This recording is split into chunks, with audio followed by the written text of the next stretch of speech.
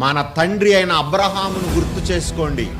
ఒక ముసలి హృదయం, 100 ఏండ్ల ముసలి హృదయం తన ఒక్కగానొక్క కొడుకుని చంపటానికి కత్తెత్తితే మీ యవ్వన హృదయం ఎంతగా దేవుని కొరకు స్పందించాలో, రోషం కలిగి ఉండాలో మీరు ఆలోచించుకోండి. ఇలాంటి వాటిని మీ ధ్యానాంశాలుగా మార్చుకోండి.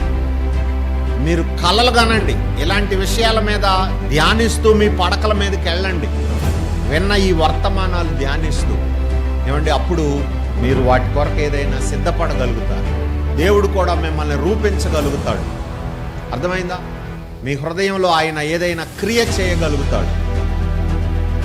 యాకోబు గొర్రెల మంద నిరవంజి చొవ్వల ముందు చూలు కట్టినట్లుగా మీరు కూడా వీటిని ధ్యానిస్తూ మీ పడకలకు వెళితే, లేక మీ ధ్యానాంశాలుగా మార్చుకుంటే దేవుడు మీలో కూడా కొత్త సృష్టిని చేస్తాడు. అలాంటి కృప దేవుడు మనకు